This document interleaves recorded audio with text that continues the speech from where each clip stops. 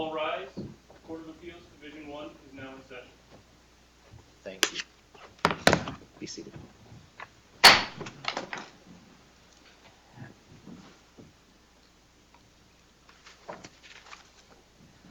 Now's the time set for oral argument in cause number CV 2014-014647, 1CA CV 180349.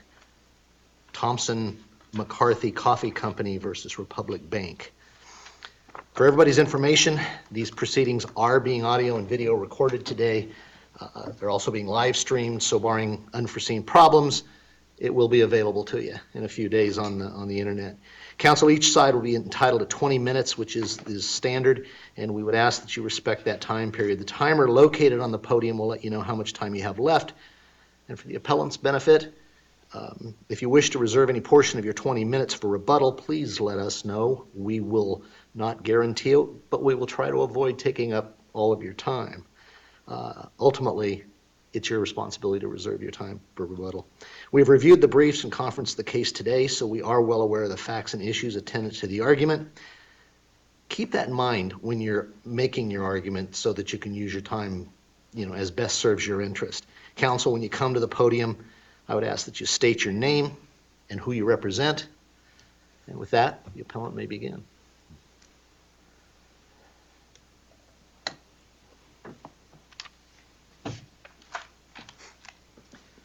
Good afternoon. May it please the court. My name is Eric Frazier, and I represent Thompson McCarthy Coffee Company, which I'll call Dutch Brothers. I'd like to reserve 5 minutes of my time for rebuttal. I'll start with waiver here. There are two independent bases for waiver. Waiver for failure to plead the affirmative defense and waiver for failing to assert the defense for 18 months in litigation. On failure to plead, this is black letter law. Waiver and release are separate defenses, have to be pled separately. The fact that they are conceptually close together doesn't change the fact that they need to be separately asserted. Who has the burden, or what is the standard of review, our standard of review in waiver by conduct? The cases that it comes up in, Fields, Jones, Ponce, happen to be summary judgment cases. I say happen to be, maybe that's meaningful or not. We are struggling with what Judge Bergen did on March 9th, 2017, when the court just said, I'm not going to preclude it. What's the standard of review on waiver of conduct? So the standard of review is unquestionably de novo. It's a question of law that might be a little surprising, but that's firmly solidified in Arizona. It's a question of law and gets de novo review. The test, Your Honor, is whether the defendant has taken substantial action to litigate the merits of the claim that would not have been necessary had the entity promptly raised the defense. And what tells us it's de novo? So Russo versus Barker specifically says it's de novo. Russo. City of Phoenix versus Fields Both of those says cases it's a say question of when law. the facts are not in dispute, then it's a question of law. So the facts that are not in dispute, though, are the facts that are apparent from the record, which in this case, I think the record shows the facts that are not in dispute that are sufficient. Because it seems to me that you have to show that there had been substantial action to litigate that would not have been necessary. And what in this record shows that there was litigation that would not have been necessary? So number one, we have 4 expert reports that it's undisputed that those are not related at all to the question of release. You cited one of those expert reports in your briefing here to show economic duress. So how could they have been unnecessary? Because economic duress is a rebuttal to the affirmative defense, that the rebuttal depends on the facts in the case. But the affirmative defense can be So in other words, once immediately. they asserted let's say they'd filed it on day one, you would have then sought additional discovery so you could show your economic duress. Right, and I think this So is it would have ultimately been necessary. No, first of all, I don't think the expert reports would have been necessary. The expert reports were not related to release or the rebuttals. They happen to contain evidence that we use to establish our rebuttals to the affirmative defense, but they're not necessary at all either to assert the defense or to establish the rebuttals. We could have. What evidence would you have used to establish the economic duress then? So we would have used the underlying documents that in this case the expert relied on, the emails between the bank and Dutch Brothers, and the Dutch Brothers' financials, and the declaration supported by or filed by Jim Thompson. The prima facie case for the defense though is simple. There's a signed contract that purports to release the claims, and this is it's the I think it's the state versus or the Lee versus state case that says, if you have this kind of threshold affirmative defense, even if it's complicated, even if it ultimately involves fact questions, the court should immediately focus on this and narrow the dispute. So if you need discovery, instead of having 9 months full of fact discovery, the court could order 45 days of fact discovery limited to this defense and any rebuttals. Could you show me in the record, I'm sorry to cut you off, because I'm very confused by all this. As Judge Johnson said, we've been struggling with this one a lot. Where did you below ask to assert waiver by conduct? At the hearing where we submitted the transcript, I can't remember the exact date. March 9th. Yes, the March 9th hearing. And there was a reply in support of their motion for supplemental briefing that outlined the law. Yes. As I look at the record, there was a motion for summary judgment where they raised the waiver / release. You guys filed a response. They filed a reply, and then some time passed, and you asked to file a request for a SIR response. And in that SIR response, raised fraud and other issues, but do not raise waiver by, there's too many waves in this Right. case. Do not raise waiver by conduct. They file a response to that, and then in your reply, you lay out the elements for waiver by conduct, but your request for relief is just additional time to investigate fraud and seek additional discovery. So other than the references in the hearing where you talk a little bit about it, and arguably, I think you guys do at least there say, we'd like to brief this. Why haven't you waived it by not raising it in your response or even in your original request for a SIR response? So I have a few answers to that. First of all, the bank has never contended that we waived the waiver by litigation conduct. Yeah, but we have doctrine. to affirm the Superior Court if it's right for any reason. And it seems like the court in saying, I'm not going to preclude it, was saying that you guys hadn't raised this timely, that I'm going to allow you to raise it now. Right. Well, first of all, you can waiver, and this is now 3 levels deep of waiver. I mean, they can waive I feel like we're claiming that watching we waived Inception the waiver. right now, Right. But in all seriousness, they can waive claiming that we waived our waiver by litigation conduct doctrine. But that's serious, because what happened here, how the case unfolded is really, really strange, and I'm sure you're struggling with that. But there was I think the hearing was actually called a status conference. There was a status conference scheduled. And so that's the best opportunity where we had an opportunity to tell the court exactly what's going on, what happened, and ask for relief. And we squarely did that. In fact, the judge said, well, are you asking me just to allow additional briefing, or are you asking me to preclude them from raising the defense? And we said, unquestionably, we are asking you to preclude them from raising the defense. I don't think we did it in writing, but we did it at that status conference. Don't and I you think have to that's make a sufficient. showing of facts at that point to show what litigation you had undertaken that would not have been necessary? And I don't see that in the record, that you've ever actually provided facts to let the court make that ruling. So I think that's where, and I understand what you're struggling with, but the Fields versus City of Phoenix case from the Arizona Supreme Court, I think, is really helpful there, because it talks about how these types of facts are apparent from the record. They're not intertwined with the merits. These facts, we unquestionably had tens of thousands of pages of document productions. We had 18 months of litigation that's going on, and we had Time is four your expert best reports. factor, but the document production, there was no even litigation on the merits or litigation regarding discovery disputes. There No have been motions. No motions, no anything. no And there's no depositions. depositions. All the cases where they found it, there's depositions, there's litigation on the merits. It seems to me your experts may be the thing that we could point to, but it's without really a lot of support in the record explaining where you said to the court, and we had these experts and we would not meet them and we won't use them for economic duress, and it's completely unrelated.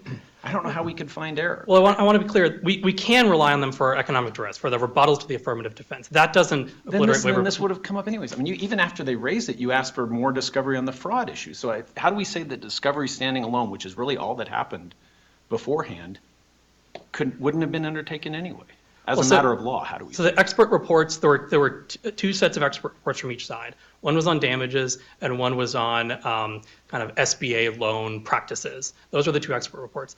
Those expert reports are not relevant to the question of release. I mean, they're just not relevant. They ended up, by coincidence, relying on some documents that we could later use in connection to that with economic duress. We could have, that was just for convenience. We could have used the underlying documents. But there's another type of prejudice that I'd like to address, because it's not just the time and it's not just the expert reports and so on. That goes to the attorney's fees. The other type of prejudice is eliminating the strategic options that the plaintiff has. If you assert the defense promptly, then you can potentially avoid $500,000 in attorney's fees. What would you guys have done differently if they'd asserted it on day So one? we don't know the counterfactual. Would you have dismissed the case? Possibly. I mean, a release is the type of defense where if the defendant has a release, you pick up the phone and you call the plaintiff's lawyer and saying, do you realize that your client signed a release? And then maybe you hang up and say, maybe we should rethink this whole thing. Did you assert that to the judge in arguing against allowing it? I think so. I'm not entirely sure. But the point, I mean, that's just common sense, and that's what the cases say. The cases say, as a matter of law, that waiting to assert the defense removes So this is back on the Rule 8 standard on whether she should have effectively allowed the amendment. Well, I think the amendment is different, but the prejudice that I'm talking about here is both for our side over $250,000 in attorney's fees. That's prejudice, and then removing your strategic Where's options. the record for that? The record for the $250,000. Showing how much in the attorney's fees. All I could find was a reference, unsupported, no declarations or anything in your reply where they say we've incurred about $200,000 in expenses at this point. There was a declaration, and I can get you the citation for it on rebuttal. Entirely, this record is voluminous. It's entirely possible to miss Yeah, something. there is a declaration from trial counsel on that point. But in terms of amending, first of all, there was never a clear motion to amend, and that's necessary. But even if they had made a motion to amend, you would still need to consider the prejudice at that point. And so amending isn't going to do it here. There are even cases here where this is like the Jones versus Cochise County case from this court in 2008. The Superior Court granted leave to amend, and then this court reversed, saying no, it's an abuse of discretion. Right? Maybe they didn't reach that. They said on de novo review for waiver by litigation conduct, we're reversing. I still go back to that. I think those are, and I think they shouldn't be, but unfortunately fortunately that's the way the higher courts have ruled. They're different standards completely. The waiver by conduct is separate, even if there had been a timely assertion of the release in their pleading. So I don't think you can cite one for the other. So the prejudice standard seems to be only the Rule 8. The litigation conduct is set forth in Fields, which is you have to show unnecessary work that's done, and it's not really a prejudice. It's just that there was stuff taken inconsistent with asserting the release that caused work to be done. But I think right about that? I don't think that's true. I think in Rousseau and the other cases, they talk about the type of prejudice that results from the waiver by litigation conduct, Your Honor. And it's both attorney's fees and removing your strategic options in terms of settlement or voluntarily dismissing the case. We know that once you've spent combined $500,000 or a loan more than $250,000, the calculus changes. I mean, there's all sorts of literature on that. We have massive sunk costs at this point. And so the bottom line is this is something that if it's asserted right from the get-go, the entire case focuses on that, and you have discovery that's targeted at that defense or any rebuttals. Here, it ended up being a coincidence that some of the information ended up being relevant to the rebuttals to the defense. But the prima facie case for the defense is easy. If they had the defense available to them, they needed to assert it. And this is because it goes back to the incentives that you have for defendants. You want to create incentives where when the defendant gets a case, they don't treat it mechanically. They don't copy and paste the list of affirmative defenses from Rule 8. They think about it and say, is this case timely? Is there a statute of limitations problem here? Is there, a release or other? I mean, you go through that and conduct an investigation, look through your files before you write an answer. You don't just do a minimal effort answer and then start mechanically doing document production. you want to create incentives to do a thorough investigation, and that's apparently not what happened. Shouldn't that incentive apply to the plaintiff before filing the case too? I mean, both of you guys had this record in your possession. Well, so we did not have the entire contract that But contained. you had the consent. We had the / consent, release. yeah. But, I mean, we're not raising these issues on appeal, but it turns out that, the consent is a really unusual release with all sorts of undefined terms. I think we have the citations here. So if I can, the declaration of Francis Slavin is at our appendix 328 to 329. That's where it contains the information about the attorney's fees. And then appendix 373 is the reference for the March 9th, 2017 hearing. And just so I'm clear, was that stuff that was presented later in the battle for fees, or was that at the time of the court's ruling on whether to allow the defense to be used? Looking at the appendix number, I'm not sure I can answer that for you. Good. All right, thank you. I need to ask you about economic duress. What about the bank's contention that it was not the failure to lend or the delay or the lies in slow walking the loan application, but it was the company's decision to continue with its expansion of stores, knowing that it didn't have the loan in place that caused the duress? What's the answer to that? So I want to clarify a couple things. First, the bank refers to opening new stores. I think that those new stores refer to like the Paradise Valley Mall store and the Glendale Avenue stores that were new at the time, not additional stores later. And especially, without other evidence, you have to draw those inferences in our favor. But we opened those stores at the repeated urging of Michael from the bank. Every time we said, Michael, is this going to happen? Are we, hanging on to an illusion here? He comes up with a new lie and says, yes, go ahead, sign the lease. You're That's certainly good. true for the Paradise Valley. Is that, can you cite me to stuff in the record that would suggest that also for the second, the Glendale, I think it's the Glendale store? So those stores came earlier, but those loans were fully funded. So those loans did not, the loans in connection with those stores did not cause the economic duress. It's really only the Paradise Valley. How were they fully funded? From what source? Excuse me? How were they fully funded? From Republic? Yeah, from Republic. Those loans were fully funded. Okay. So up until then, everything's golden. Everything's fine. But I thought there was a reference in the record to the company deciding to go forward with a further expansion, knowing that the loans weren't in place. So I think I know what you're referring to in the record. It's my understanding that that expansion refers to the Paradise Valley store. I'll ask this fellow. Right, and Okay.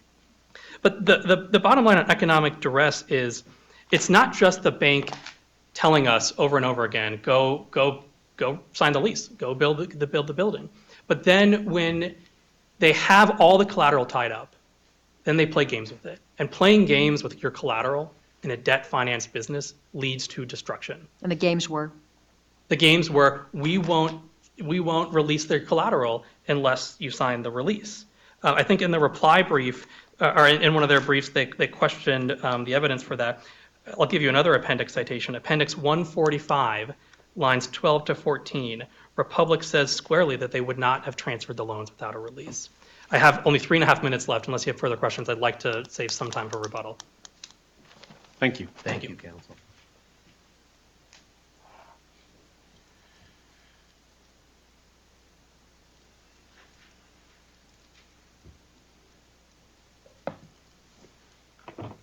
Good afternoon, Your Honors. May it please the Court. Christopher Hu, on behalf of the Appellee and Cross Appellant Republic Bank. I want to start by focusing on some of the points and questions that came up in my opponent's presentation. And the Court started with what I agree is a very important question about standards of review for waiver. And it sounded like this Court may already be heading in this direction, but I want to make clear what our position is on the standards of review, which is that just as they've made clear that they have two separate waiver arguments, we believe that there are two separate applicable standards of review. So on the pleading issue, which is, did the judge abuse her discretion by deciding that to remedy any potential prejudice based on failure to plead release, using that specific word, she was going to let them do supplemental briefings on discovery. On that issue, I'm sorry, what did you just say? I'm The last sorry. part. Sorry. Go ahead. So on the first issue, which relates to waiver by failure to plead.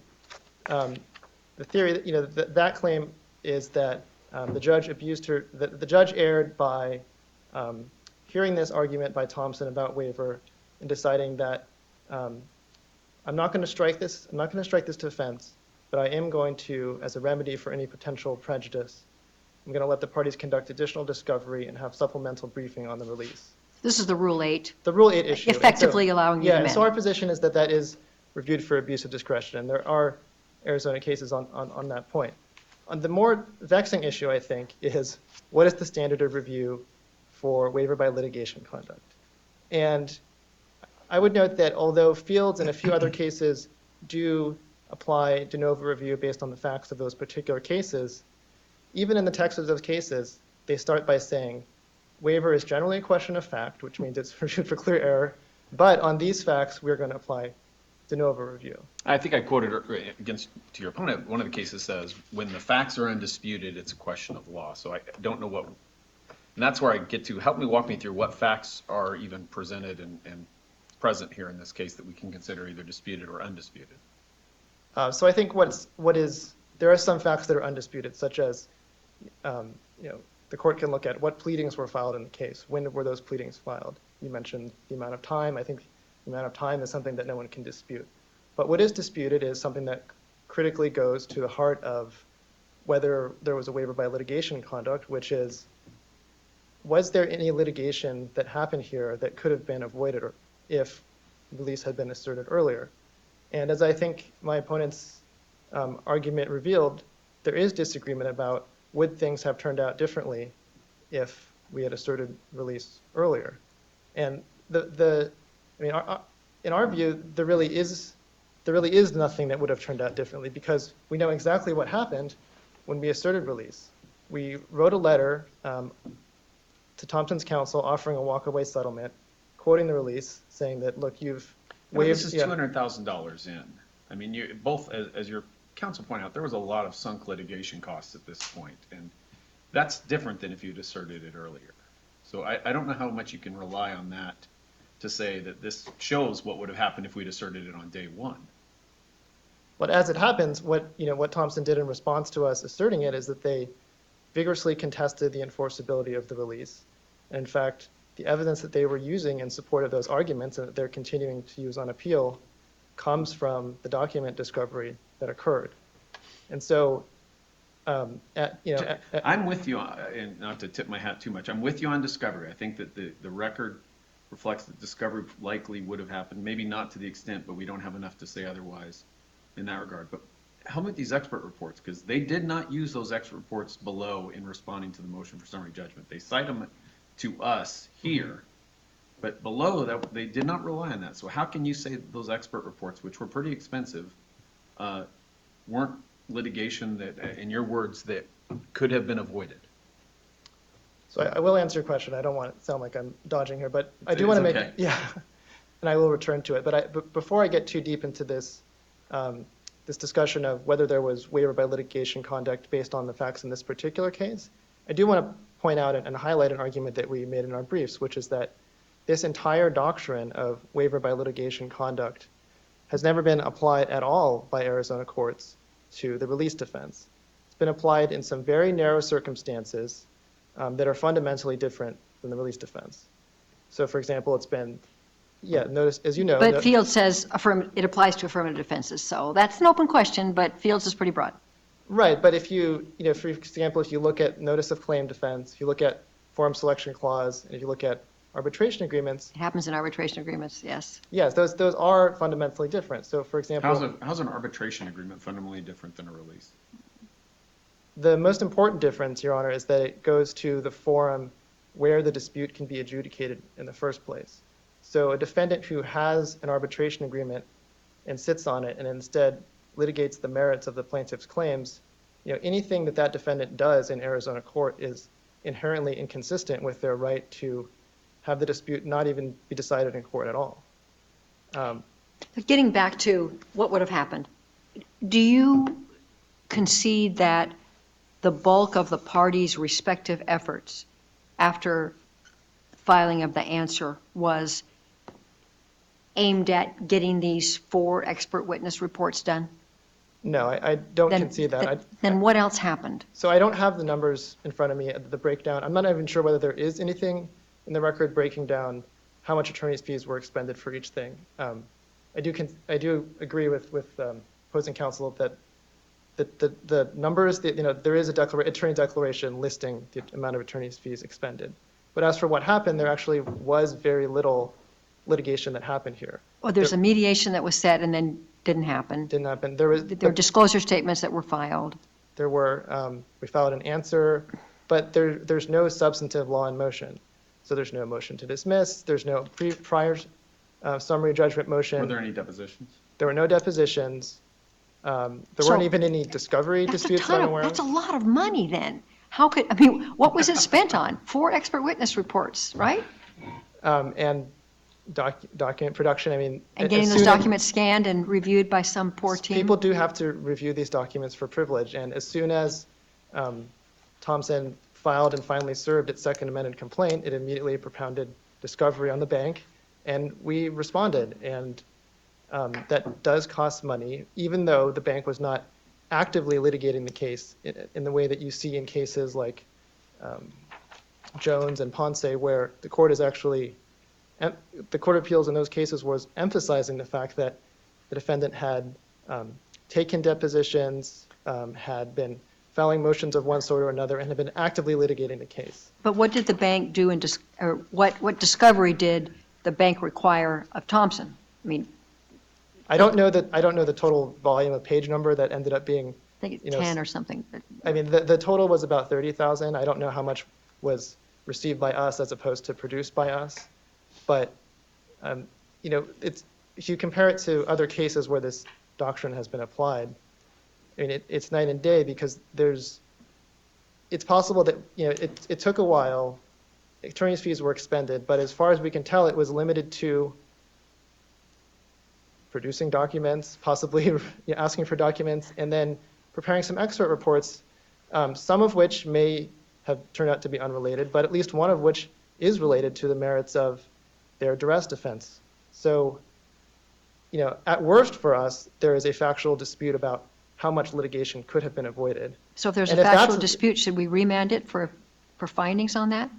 No, then it would be reviewed for clear error, and I don't see clear error for the reasons that Your Honor was alluding to earlier, which is that although they didn't waive this argument, they did raise it at a summary judgment hearing, they made no effort to make a showing of what litigation efforts were supposedly wasted. They brought it up at a hearing, judge ruled against them, but then there was no effort to brief this issue. I don't know whether they thought it was already decided and they couldn't bring it up, but they didn't bring it up. So there really is very little showing. They failed to make a showing to the trial court judge that there was substantial wasted litigation efforts. And so, Did anybody ask that everything come to a standstill until the court decided this issue? The waiver issue? Or did it just proceed apace, is my question. it did proceed apace, and in fact, if you compare the amount of litigation that happened prior to the summary judgment motion to what happened afterwards, actually it picked up speed quite rapidly. So there was additional discovery done. There was the first deposition in the case was done after the summary judgment motion was already pending. And then there was substantial briefing and argument on all of Thompson's many attempts to avoid enforcement of the release. But by that point, the judge had already ruled that she was going to allow the amendment, and she wasn't going to consider any objections to the, I'm saying this wrong. By that time, by March 9th, the judge had ruled on this issue. She had ruled on this issue, and Yeah. yeah. Help me understand, going to the other issue I raised with Mr. Frazier, duress. What supports your argument that I think I understand in your briefing, that the cause for the problem was Thompson's decision to move forward, acquiring and building new stores, knowing that it didn't yet have a loan in place? So I think the best place to start is to look at Mr. Thompson's own declaration, which it appears at a couple of other points in the record, but one point it appears at it is, I believe in their appendix, APP page 290. And this one paragraph in Thompson's declaration really was presented as, and it still is, the meat of their evidence on duress. And this is the entirety of what he says. In September 2013, which is the month that he signed the release, the company had drained its cash operating reserves per store to open 3 new stores, specifically to open 3 new stores, and was forced to juggle funds between and among its stores to pay operating expenses.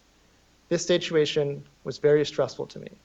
So there are a couple of really important things about this. One is that he says in his own declaration, when he has the opportunity to put forth the strongest possible evidence that he can truthfully put forth about duress, and all he can say is, it was because I was opening 3 new stores. Not because I had a struggling business that was going to become insolvent, I was going to have to lay off my employees. It was because he chose to continue expanding. Is there anything in the record that would suggest he missed payments on loans, defaulted on any obligation, had any foreclosures, or missed payroll or anything like that? No, Your Honor, and that goes to the other part of his declaration where he says he had to juggle funds and that the situation was very stressful for him.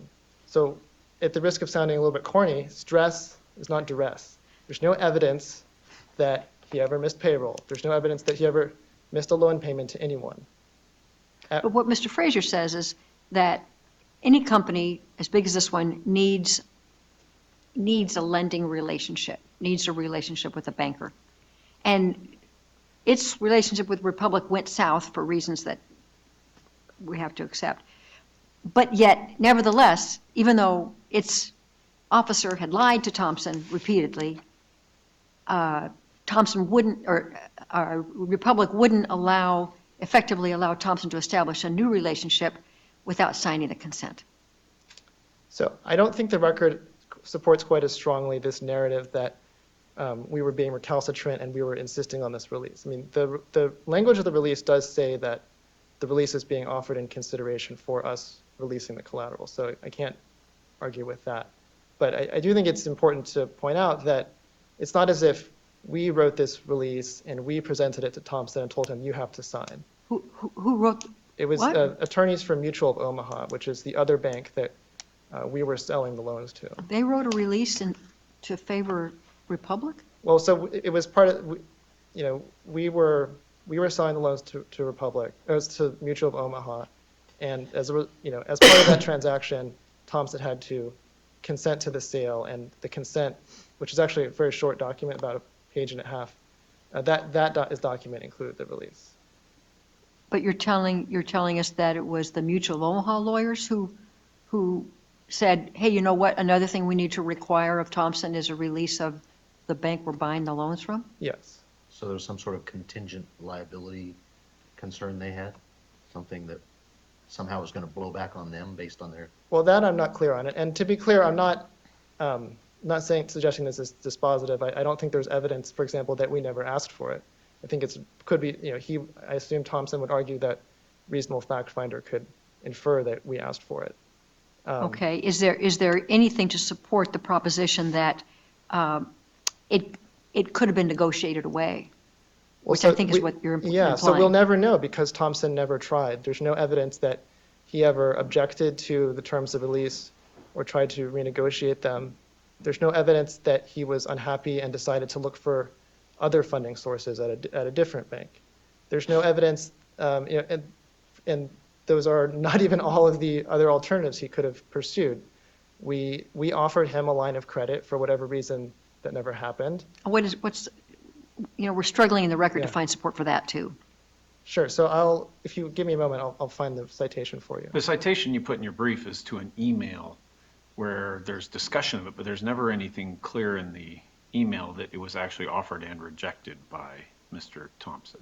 You're correct that there's no evidence that it was specifically rejected by him. That email does show that we offered a line of credit to I don't address know, it. it says I think it says I'll check into it or something along those lines. Well, let me just, if you don't mind, I'll just get the email. Please do.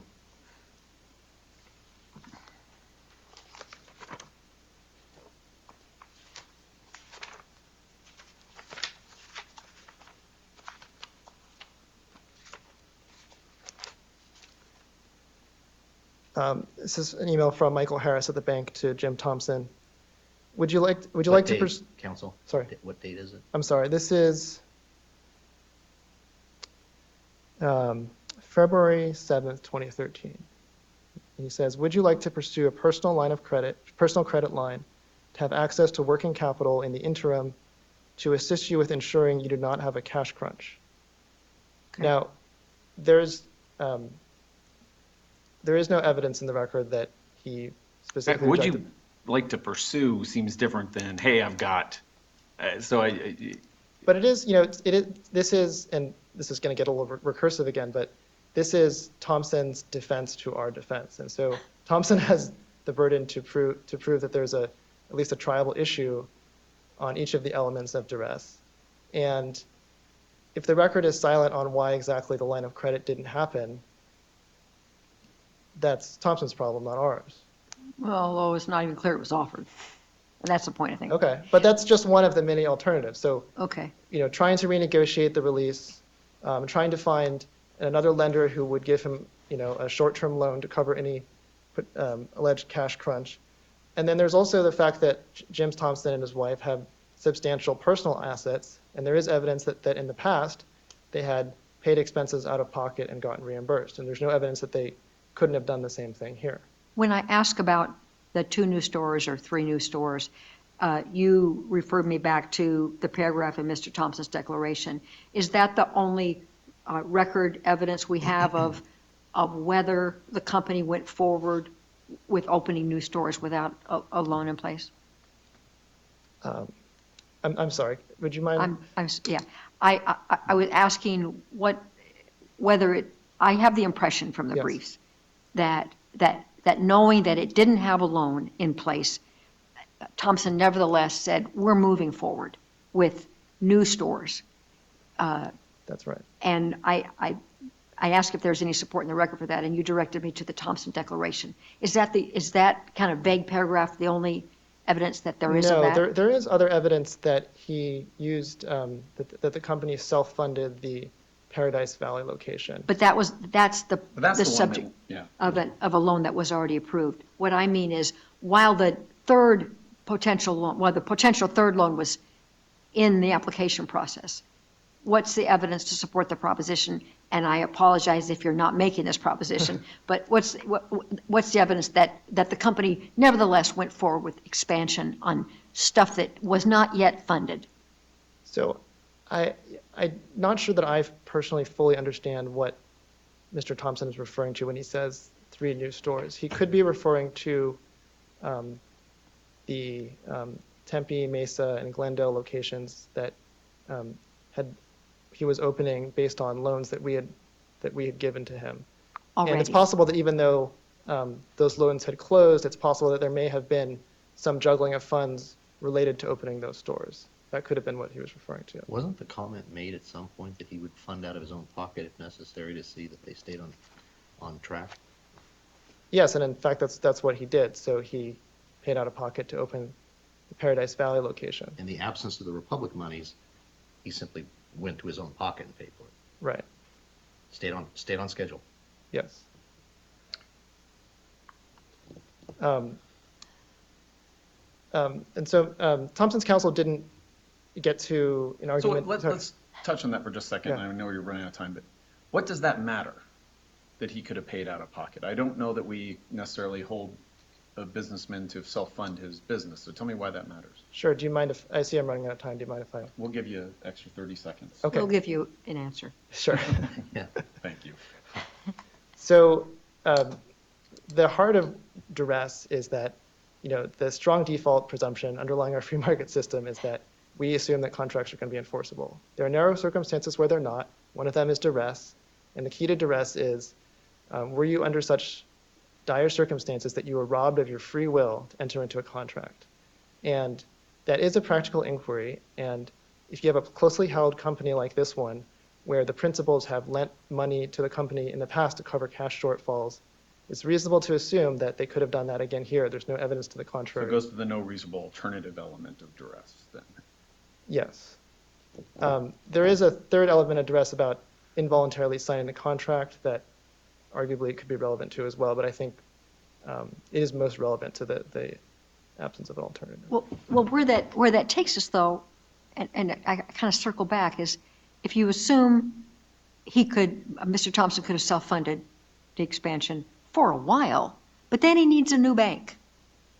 And so you come around to the notion of he couldn't get a new bank without signing the release.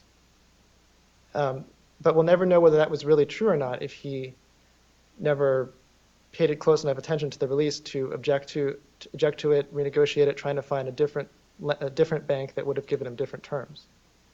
How much was the total obligation between Republic and Thompson that they'd used to secure all of his assets, or all the Dutch Brothers' assets? I'm afraid I don't have that number at my fingertips. You mean the security, with the value of the security, or the No, debt? how much was the outstanding loans? Construction loans? So he had gotten, the bank had gotten him a total of 1.6 million in loans by the time they ended the relationship. I don't know how much was still owing on the loans. Thank you, Ken. Thank you.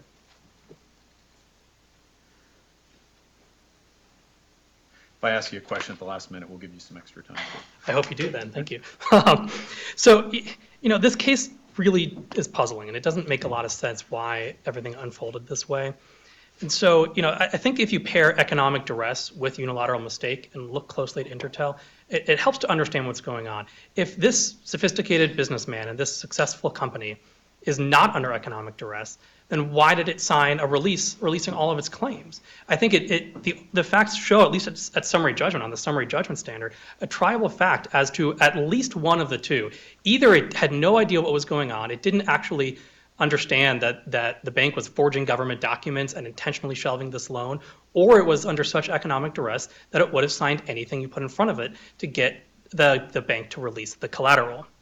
Now going back to waiver by litigation conduct. Or he just wanted to get on with life and continue to expand and build his business, even though it's not that he didn't have enough to survive, but he wanted to keep making more, and that's why he wanted to move on. So that's a theory. Or he wanted to stay out of his own pocket when it came to funding these businesses that he was expanding very quickly. So those are all stories that might work at trial, but at summary judgment, I don't think they're enough because we don't know what's going on. And I mean, I think it really defies reality to say that we suspected that the bank had forged documents from the SBA, and then we're going to sign a release. Isn't there undisputed evidence in the record, though, that of Mr. Thompson specifically suspecting that he was being lied to? So I think at best there's evidence that he suspected what's consistent with incompetence and understaffing and ineptitude. There's nothing in the record showing that he suspected that level of fraud. But I'd like to go back, if I can, to the waiver by litigation conduct doctrine. Every case is different. Some cases are deposition intensive. Some cases are document intensive. This case was expert intensive. It's really unusual in civil litigation to have 4 expert reports before taking a single deposition.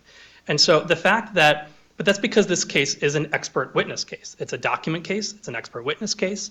So you can't say that just because that no depositions had been taken, there was no prejudice. There absolutely was. We'll give you more time. What was the nature of the damages that Thompson's expert talked about? I'm trying to figure out how that might have overlapped with the economic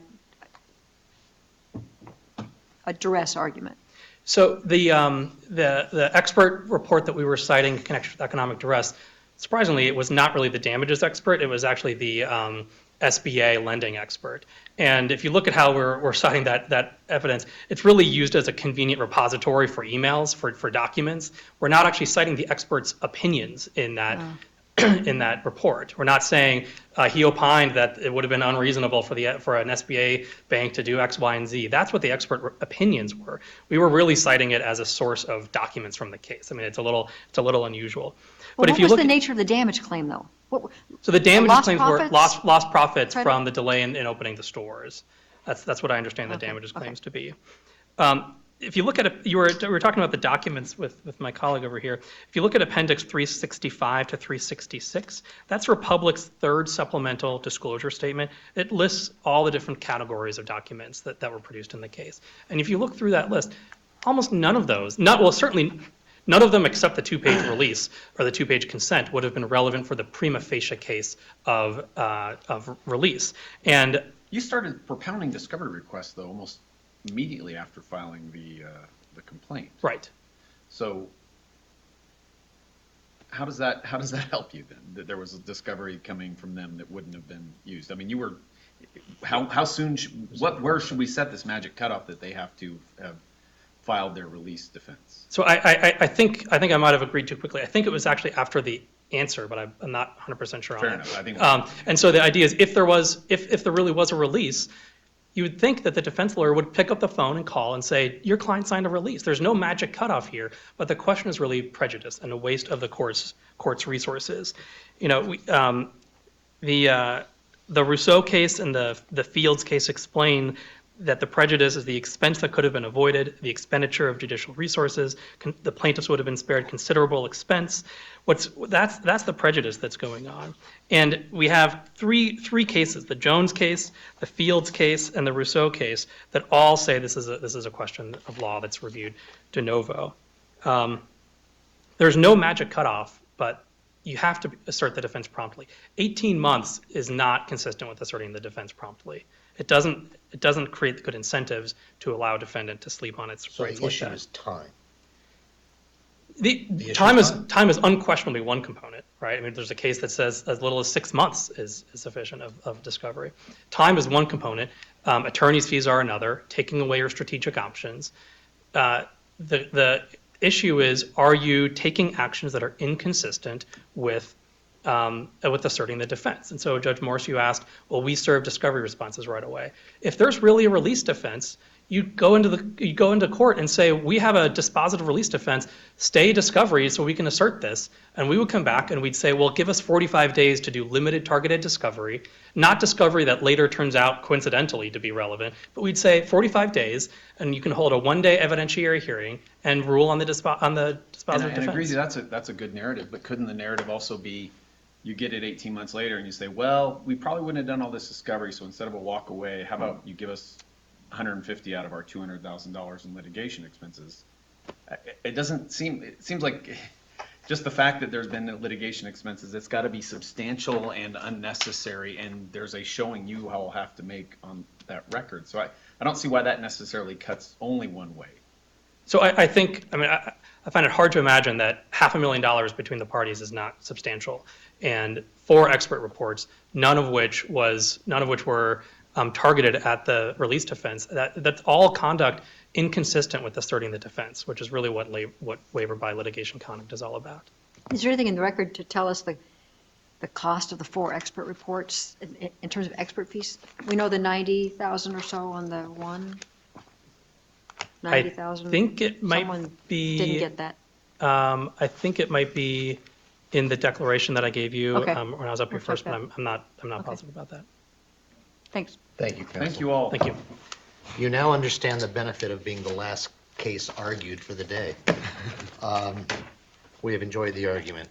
We are going to take the matter under advisement at this time, and we will rule in due course, and thank you for this afternoon.